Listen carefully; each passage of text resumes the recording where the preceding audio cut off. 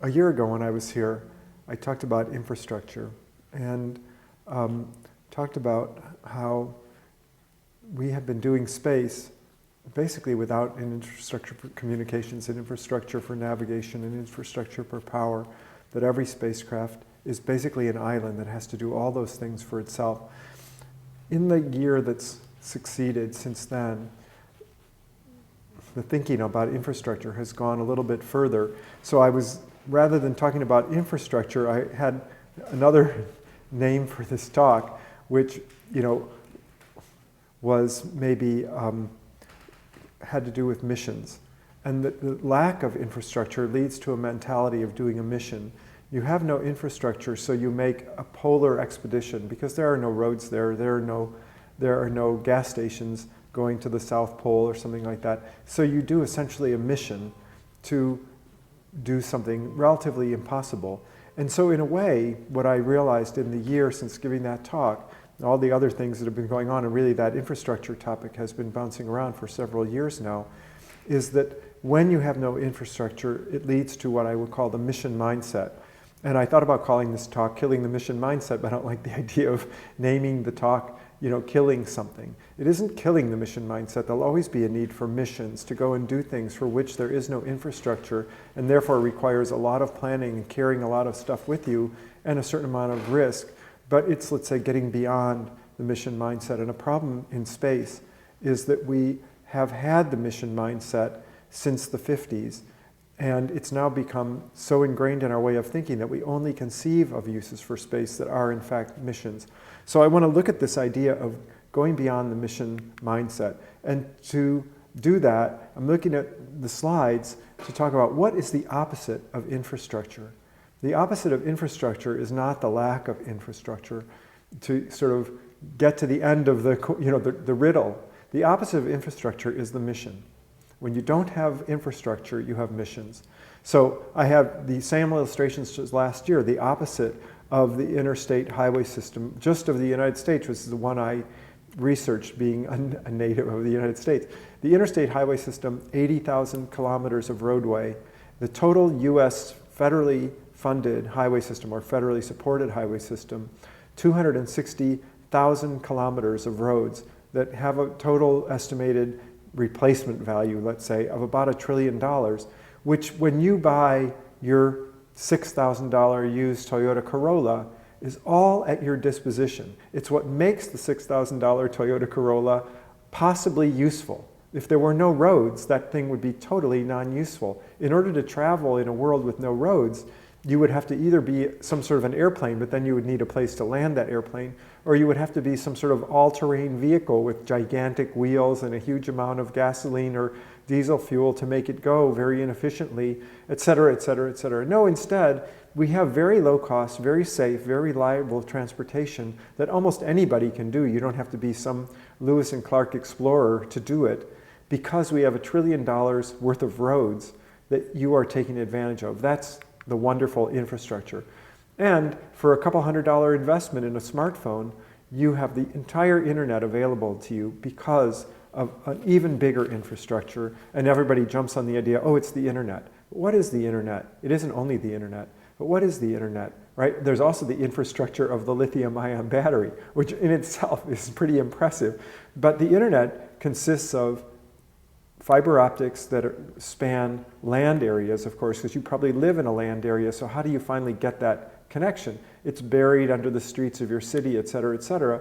But that infrastructure also goes under the oceans. There are gigantic in the sense of length, cables that go from the west coast of the United States to Japan to China to southern Asia, from the United States to England to Europe, through the Mediterranean, et cetera. They're every point on the earth. The globe is crisscrossed with all of these fiber optic cables that are under the sea. Then there's many, many, many switching networks. You have to be able to reach one of these to direct your, okay. And then there's the whole geosynchronous infrastructure of satellites that also support the internet. And then the internet processing centers, the Internet East and West Coast processing centers, which are gigantic facilities that employ thousands of people. So just the fiber alone is 56 million kilometers of fiber that was developed just to service the United States. 56 million kilometers of fiber at a cost of $5,000 to $50,000 per kilometer. That's a gigantic amount of money. I mean, you're talking about 250 billion, someplace between 250 billion, $2 trillion in just fiber, not talking about, so infrastructure, there's a lot of it. And of course, when you drive on the roads, it isn't just that there's a bare road. There's service plazas, there's gas stations, there's internet service, and of course, on the internet side, there's also the cell side, right? It isn't just that you're always connected to the internet, directly to the internet, you're also connected to the internet via the cellular network. So it's one layer of infrastructure on top of another. We have such great infrastructure that we don't, but infrastructure is not limited to transportation and communications. If you think about navigation, put the GPS watch on, put the GPS on the windshield of your car, little sticky thing, put the GPS on the handlebar of your bicycle. There are 6,000 people working at an Air Force base in Colorado just for the maintenance of the US GPS constellation, which is only one of 5 GPS constellations existent.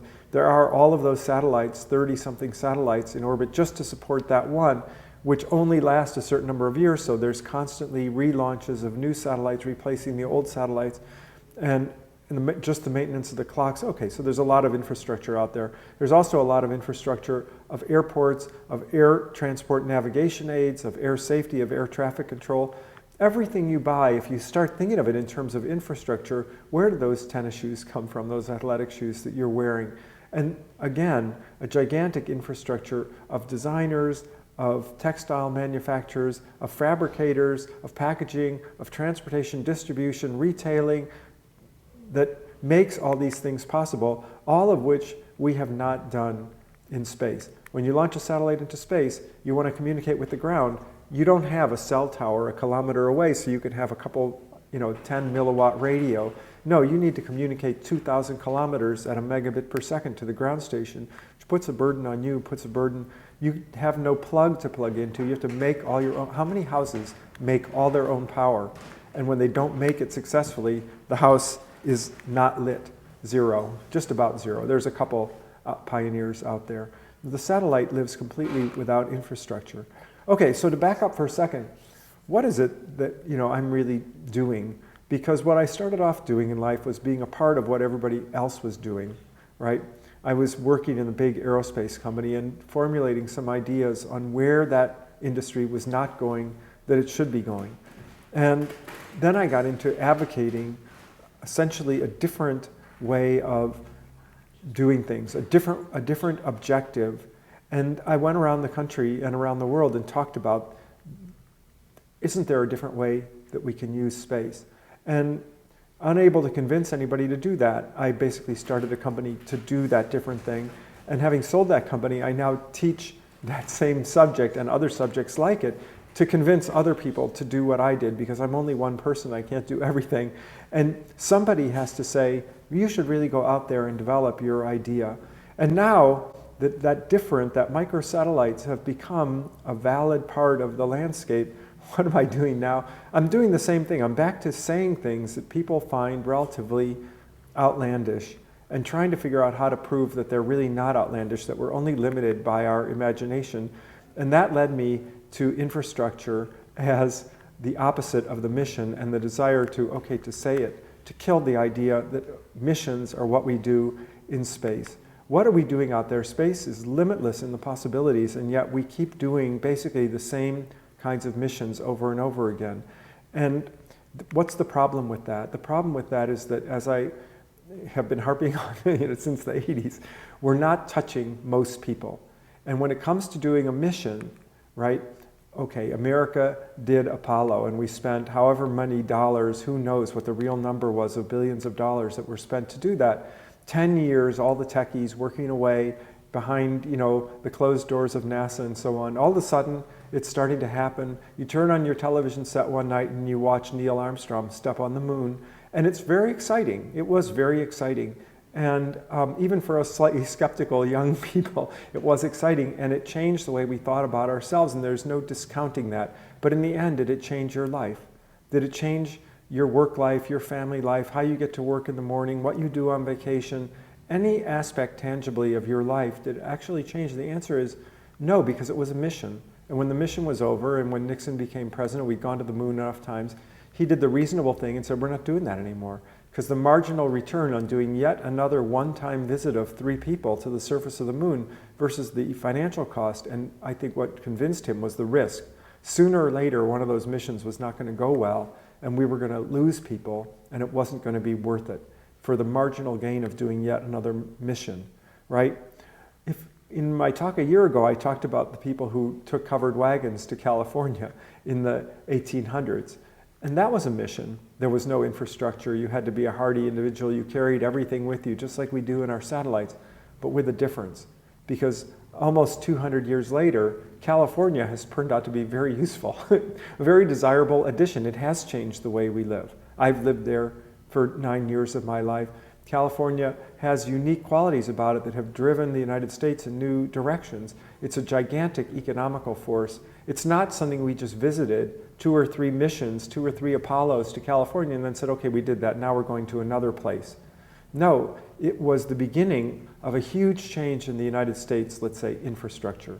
And something was built out of the westward migration that completely changed what America was. And it wasn't only California, it was all the places between the eastern states, the original colonies, and the rest. I mean, it caused the settlement of the whole central part of the continent.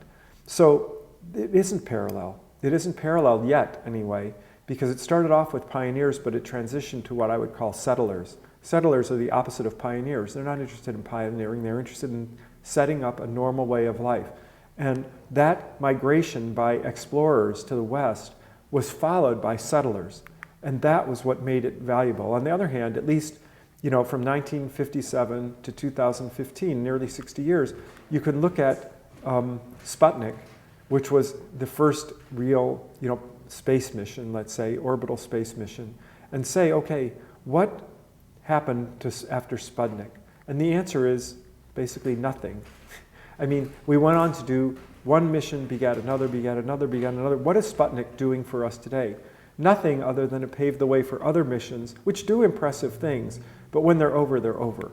And so, in my original incarnation, my idea of space for the rest of us, version 1, was to go from very large satellites with hundreds of millions to billions of dollar budget to very small satellites that could be built by amateurs, by students, by small groups of individuals for niche applications that would cost thousands to hundreds of thousands of dollars, maybe millions at the most, but 3,000, 4,000, 100, 1,000, 10,000 times less, and be launched for much less because of their low mass. But what I realized is we're using those satellites exactly the way we use the big satellites. We're using them to do missions.